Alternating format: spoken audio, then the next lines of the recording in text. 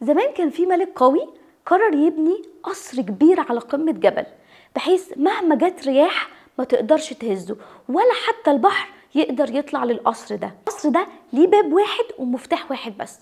وفي يوم من الأيام جه راجل غلبان قوي، قعد يخبط على الباب لأن كان جعان قوي وكان عطشان، وكان في ناس بتجري وراه وكان خايف، فقرر يحتمي في القصر ده. فقعد يخبط على الباب، بس الحراس ما وافقوش خالص ان هم يفتحوا له، لان ما كانش عندهم امر من الملك ان هم يفتحوا.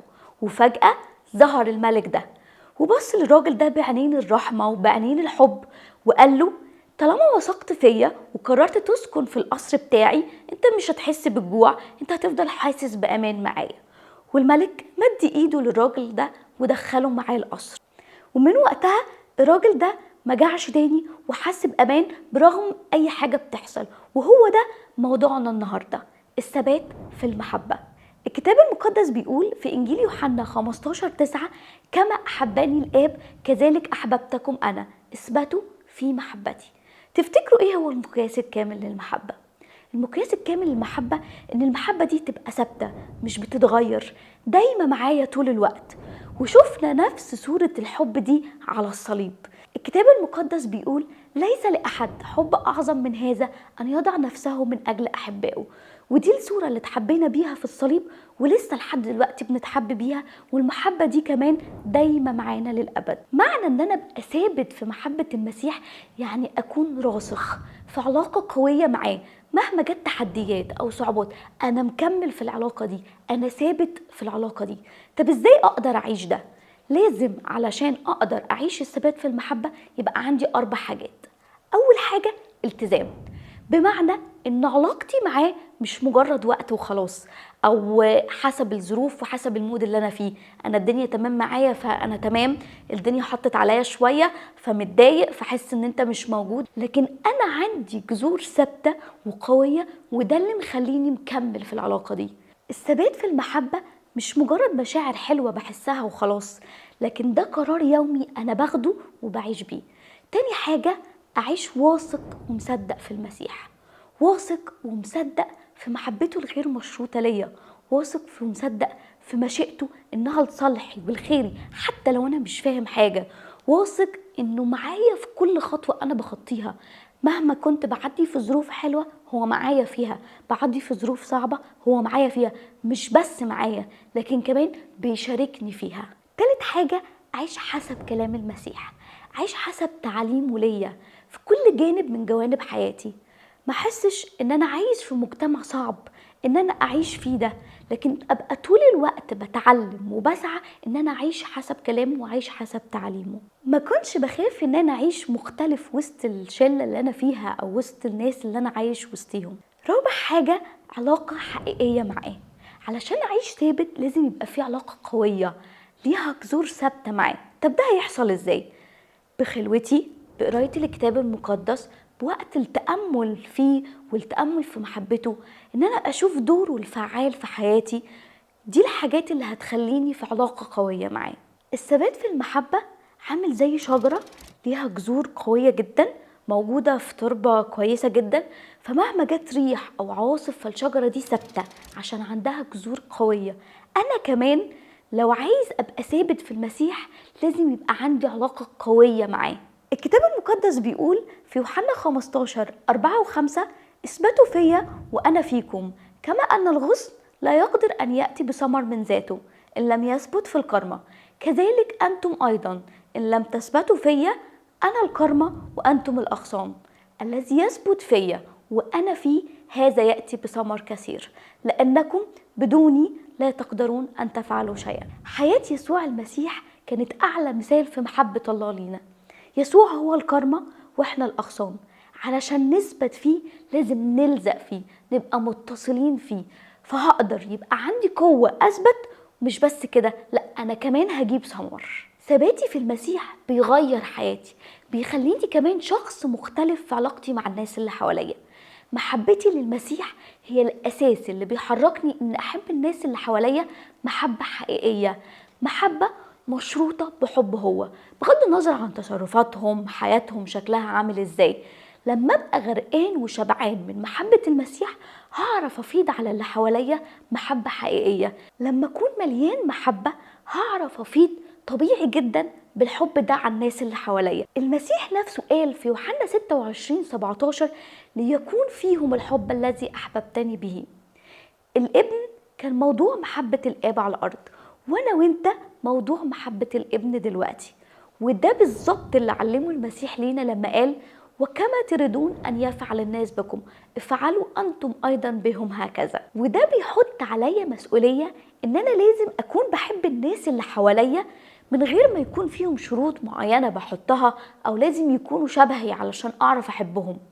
دلوقتي اسأل نفسك، محبة المسيح اللي فيك بتنعكس فعلا على اخواتك وعلى الناس اللي حواليك، ولا لازم نكون بنحط لهم شروط معينة علشان نقدر نحبهم؟ لو عايز تختبر نفسك أو تختبر مدى محبتك لربنا، شوف نفسك بتتعامل ازاي مع الناس اللي حواليك، وخصوصا الناس اللي محتاجة المحبة دي حقيقي، سواء الناس المتألمين نفسيا أو جسديا أو الأرامل أو الفقراء أو المساكين. المحبة مش مجرد مشاعر وكلام حلو أنا بقوله وخلاص، أو أنا بتعاطف معاك وخلاص، لكن المحبة الحقيقية هو أفعال ومواقف تجاه الناس اللي حواليا. في رسالة يوحنا الأولى 24 الكتاب المقدس بيقول إن قال أحد إني أحب الله وأبغض أخاه فهو كاذب، لأن من لا يحب أخاه الذي يبصره فكيف يقدر أن يحب الله الذي لم يبصره؟ المحبة مش حاجة اختيارية، المحبة ده شرط أساسي لإعلان محبتي الحقيقية للمسيح. والمسيح نفسه وضح ده بوضوح جدا لما قال في يوحنا 15:12 هذه هي وصيتي أن تحبوا بعضكم بعضا كما أحببتكم. المحبة مش نصيحة ربنا بيديها لنا، المحبة دي وصية، أمر مباشر من الله نفسه. لو انتوا فعلا بتحبوني لازم تحب اللي حواليكوا، والمحبة دي تفيد كمان على اللي حواليكوا. لو احنا فعلا بنحبه لازم المحبة دي تفيد على اللي حوالينا بشكل طبيعي جدا. طب ازاي تفيد؟ بتصرفاتي، بكلامي، حتى في نظراتي، حتى في تعاملاتي اليومية، وخصوصا مع الناس اللي التعامل معاهم بيبقى صعب. محبتنا للناس اللي حوالينا بتعكس تأثير المسيح في حياتنا. لما نعرف نحب بعض زي ما هو علمنا، احنا هنكون شهود حقيقيين عن عمل وتأثير الله في حياتنا، وده هيظهر ويبان قوي للناس اللي حوالينا، وبكده احنا هنعرف نكون تلاميذ حقيقيين. الكتاب المقدس بيقول في يوحنا 13:35 بهذا يعرف الجميع انكم تلاميذي ان كان لكم حبا بعضا لبعض. قصة السامري الصالح كانت مثال حقيقي عن ان ثباتنا في المسيح ينعكس على الناس اللي حوالينا. برغم الصراع اللي كان بين اليهود والسامريين في الوقت ده، لكن هو ركز على انه يساعد الشخص ده ويداويه. ما بصش بقى عن ده اصله يهودي او اصله ايه، لكن ركز ان هو يقدم له محبة غير مشروطة. احنا كمان علشان نقدم المحبة دي للناس اللي حوالينا بتحتاج مجهود وبتحتاج طاقة وبتحتاج تضحية، لأن المحبة الحقيقية مش مجرد إن أنا أتعاطف مع الناس وأحبهم من بعيد لبعيد، لكن لازم يبقى في موقف تجاههم. إزاي أعيش ده بطريقة عملية؟ واحدة من أهم الطرق العملية هي المحبة العملية. خدمة مش بس حاجات بعملها أو نشاط اجتماعي بعمله، لكن ده أسلوب حياة أنا بقدم فيه محبة عملية. الخدمة مش شرط تبقى حاجة كبيرة واو وتعمل ضجة كبيرة. الخدمة ممكن تبقى خدمة في كنيستي، ممكن تبقى كمان أوقات خدمة يومية بتبدأ بمساعدة حد محتاج، أقدم نصيحة لحد، أكون بتواصل مع حد أفتقده برسالة أو بتليفون بسيط بس يكون بيفرق معاه. ويسوع كان أعظم مثال في ده لما غسل أرجل التلاميذ. الكتاب المقدس بيقول في مرقس 10:45 لأن ابن الإنسان أيضا لم يأتي ليخدم بل ليخدم وليبذل نفسه فدية عن كثيرين. تاني حاجة الغفران. أنا لما بغفر أنا بعيش تعليم المسيح. لما هتعلم أبقى ثابت هتعلم أدخل محضر الله وهغفر زي ما هو غفر لي. الغفران نتيجة طبيعية بتعكس المحبة الغير مشروطة اللي الله حبنا بيها، فبالتالي الغفران مش هيبقى مجرد رد فعل وخلاص، لكن هيبقى أسلوب حياة في يومي أنا عايش بيه. في الغفران أنا بحرر قلبي من كل مشاعر سلبية، سواء كراهية، سواء انتقام، سواء غضب جوايا. لما بغفر أنا بتحرر من كل المشاعر دي. انا مش بس بغفر عشان الناس اللي حواليا، انا بغفر كمان علشان نفسي، علشان سلامي الداخلي، علشان اعرف اعيش ثباتي في المحبة. اوقات الغفران بيبقى صعب، وخصوصا لو الجرح ده جاي من ناس قريبة مني، لكن لما بدخل محضر الله هو بيعلمني وبيديني قوة ان انا اغفر للناس دي. الغفران مش تغيير لحظي، الغفران ده رحلة وسكة انا بمشيها، بس المهم يبقى عندي استعداد ان انا فعلا اغفر. الكتاب المقدس بيقول في افسس 4:32: كونوا لطفاء بعضكم نحو بعض، شفوقين متسامحين كما سامحكم الله ايضا في المسيح. من اقوى الامثال عن الثبات في المحبة يوسف اتظلم من اقرب ناس ليه واتباع، اتظلم في بيت فطيفار واتسجن من غير اي ذنب، بس فضل قلبه ثابت.